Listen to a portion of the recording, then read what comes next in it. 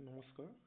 আজি মই ক্লাছ 10ৰ সমাজ বিজ্ঞানৰ অসমৰ ভূগোল নামৰ পাঠটিত আপোনালোকক কিছুমান সম্ভাৱ্য কুৱেশ্যন তুলি দিয়া হৈছে। এই কুৱেশ্যন কেইটা অহা 2025 চনৰ মেট্ৰিক পৰীক্ষাত কিছুমান হ'লেও অহা দেখিবলৈ পোৱা যাব। ইয়াত যিহেতু আপোনালোকক আমি 45টা MCQ অহা দেখা যায়, তাৰ কাৰণে আমি কিছুমান 19টা ভিতৰৰ কুৱেশ্যন আপোনালোকক দিয়া হৈছে যাতে আপোনালোকৰ সুবিধাৰ অৰ্থে। অসমৰ ভূগোল। প্ৰথম কুৱেশ্যনটো হৈছে ভাৰতৰ লোকপিয়ল 2011 চনৰ তথ্য মতে ভাৰতৰ মুঠ জনসংখ্যা প্ৰায় কিমান শতাংশ লোকে অসমত বাস কৰি আছে?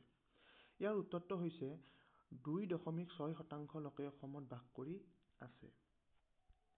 2 নম্বৰ কুৱেশ্যনটো হৈছে 1901 চনৰ অসমৰ জনসংখ্যা কিমান আছিল? 2001 চনৰ অসমৰ জনসংখ্যা 3,28,09,680 জন আছিল।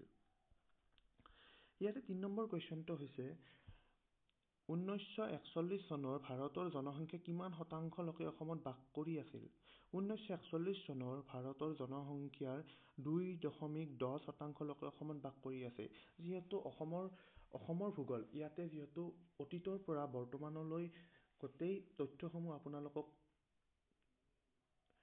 কুৱেশ্যন পেপাৰত দিয়া হ'ব বা কিতাপৰ ভিতৰতো এনেকুৱা কুৱেশ্যন জড়িত হৈ আছে। সেইবাবে আপোনালোকে নতুনৰ লগতে পুৰণাবোৰো আপোনালোকে চোৱাটো বহুত দৰকাৰ। 4 নম্বৰ কুৱেশ্যনটো হৈছে সম্পদ প্ৰধানকৈ কি শ্ৰেণীত ভগাব পাৰি আৰু কি কি? সম্পদ প্ৰধানকৈ 2 শ্ৰেণীত ভগাব পাৰি। সেয়া হ'ল প্ৰাকৃতিক সম্পদ আৰু মানৱ সৃষ্ট সম্পদ। 5 নম্বৰটো হৈছে সম্পদৰ আন্তঃভাগ কি? সম্পদৰ আন্তঃভাগ হৈছে মানৱ সৃষ্ট সম্পদ। ইয়াতে মোৰ সামান্য কিছুমান ইয়াত মোৰ ভুলকে লিখা হৈছে, যাৰ কাৰণে মই ক্ষমা বিচাৰিছোঁ। ইয়াত হৈছে উত্তৰটো হ'ব মানৱ সৃষ্ট সম্পদ। 6 নম্বৰটো হৈছে মানৱ সৃষ্ট সম্পদ বুলি কাক কোৱা হয়? নিজৰ জ্ঞান বুদ্ধি কৌশল আৰু দক্ষতাৰে মানুহে নিজৰ ব্যৱহাৰৰ উপযোগীকৈ সম্পদ সৃষ্টি কৰে আৰু এনেবোৰ সম্পদক মানৱ সৃষ্ট সম্পদ বুলি কোৱা হয়। মানৱ সৃষ্ট সম্পদ বুলি ক'লে মই সাধাৰণতে আপোনালোকক কয় যে মানুহৰ দ্বাৰা যিবোৰ সম্পদ গঢ়ি উঠে তাকে মানৱ সৃষ্ট সম্পদ বুলি কোৱা হয়। ঠিক তেনেদৰে কিতাপত এনেকেদৰে লিখিব পাৰি, আপোনালোকে নিজৰ ভাষাতো লিখিব পাৰে যে মানুহৰ দ্বাৰা যিবোৰ সম্পদ সৃষ্টি হয় যিহেতু মানৱ সৃষ্ট সম্পদ বুলি কোৱা হয়। যেনে আপোনালোকৰ ঘৰ আছে, গাড়ী আছে, আপোনাৰ অট্টালিকা আছে, ৰাস্তা ঘাট আছে, এইবোৰ সকলো মানৱ সৃষ্ট সম্পদ। ইয়াত কোনো প্ৰকৃতিয়ে ৰাস্তা এটা বনাই নিদিয়ে, যাৰ কাৰণে আপোনালোকে ৰাস্তাটো নিজে বনাব লাগে। মানৱ সৃষ্ট সম্পদ। ঘৰটো প্ৰকৃতিৰ দ্বাৰা নহয়, প্ৰকৃতিতে বনোৱা হয়। সেইকাৰণে ঘৰটো বনাবৰ কাৰণে মানুহৰ প্ৰয়োজন হয়। সেইকাৰণে মানৱ সৃষ্ট সম্পদ ঘৰৰ এটা উদাহৰণ। নৱীকৰণযোগ্য সম্পদ কাক বোলে? ইয়াতে মোৰ সামান্য ভুল হৈ আছে। এতিয়া জীৱৰ বুলি হ'ব লাগিছিলে, এতিয়া শিৱৰ বুলি আছে।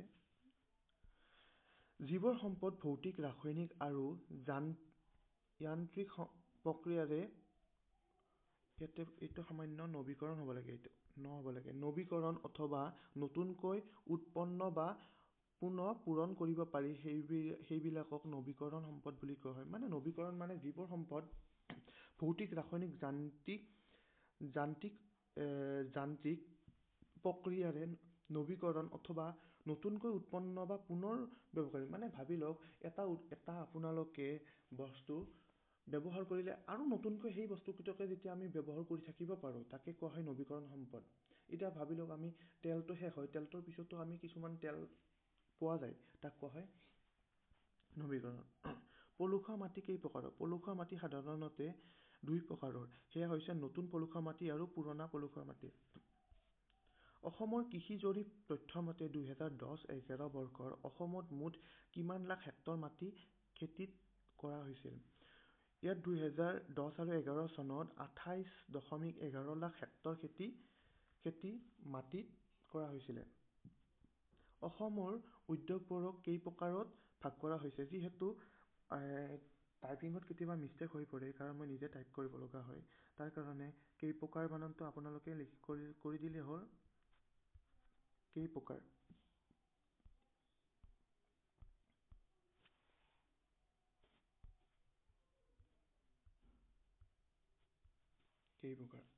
অসমৰ উদ্যোগবোৰক 5 প্ৰকাৰত ভাগ কৰিব পাৰি। ইয়াতে আপোনালোকৰ 11 নম্বৰটো আছে বৰ্তমান অসমত কিমান লাখতকৈ অধিক তাঁতশাল আছে। ইয়াত আছে 13 লাখতকৈ অধিক তাঁতশাল আছে। আপোনালোকৰ MCQ দিব পাৰে, এইকেইটা আপোনাৰ বহুত ইম্পৰ্টেণ্ট হয়। অসমত 2012 চনৰ তথ্য মতে মুঠ কিমানখন চাহ বাগিচা আছে? অসমত 2012 চনৰ তথ্য মতে মুঠ 765খন চাহ বাগিচা আছে। 13 নম্বৰটো হৈছে বৰ্তমান অসমত কিমানটা তেল শোধনাগাৰ আছে আৰু কি কি? অসমত বৰ্তমান 4টা তেল শোধনাগাৰ আছে। 1 নম্বৰ ডিগবৈ, গুৱাহাটী, বঙাইগাঁও আৰু নুমলীগড়। 14 নম্বৰটো হৈছে অসমৰ প্ৰধান প্ৰাকৃতিক সম্পদবোৰ কি কি? অসমৰ প্ৰধান প্ৰাকৃতিক সম্পদবোৰ হৈছে ভূমি, বন, খনিজ সম্পদ আৰু জল সম্পদ। 15 নম্বৰটো হৈছে অসমত 2001ৰ পৰা 11 দশকত জনসংখ্যাৰ বৃদ্ধিৰ হাৰ কিমান শতাংশ আছিলে? উত্তৰটো হৈছে 15.99%। 16 নম্বৰটো হৈছে ভূমি কিহৰে গঠিত হয়? ভূমি মৃত্তিকাৰে গঠিত হয়। মৃত্তিকা কেই প্ৰকাৰ আৰু কি কি? মৃত্তিকা 4 প্ৰকাৰ। সেইকেইটা হৈছে নদী, সমভূমিৰ পলসুৱা মৃত্তিকা, গিৰিপথ মৃত্তিকা আৰু পাহাৰীয়া মৃত্তিকা আৰু কংকৰ মৃত্তিকা। 18 নম্বৰটো হৈছে অসমৰ মুঠ কিমান হাজাৰ হেক্টৰ মাটি চাহ খেতি কৰা হয়? অসমৰ মুঠ 318 হেক্টৰ মাটিত চাহ খেতি কৰা হয়। এইবোৰ MCQত আপোনালোকক দিব পাৰে। ইয়াত কুৱেশ্যনটো আছে অসমত পৰম্পৰাগতভাৱে কেই প্ৰকাৰৰ উৎপাদন কৰা হয়? অসমত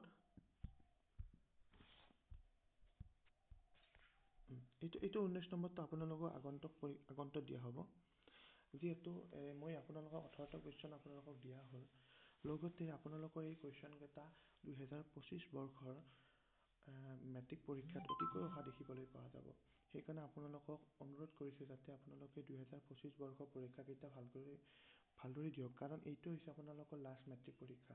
এইবাৰে আপোনালোকে কলেজলৈ যাব পাৰিব, তাৰ বাহিৰে আপোনালোকে কলেজত যোৱাটো সম্ভৱ হৈ নপৰিব, কাৰণ NCERTৰ নতুন নিৰ্দেশ মতে আপোনালোকে স্কুলতে দ্বাদশলৈ পঢ়িব লাগিব। সেইকাৰণে আপোনালোকে অকণমান কষ্ট কৰক যাতে মেট্ৰিক পৰীক্ষাটো ভালদৰে হৈ আপোনালোকে মন পচন্দৰ আপোনালোকে কলেজত যাব পাৰিব।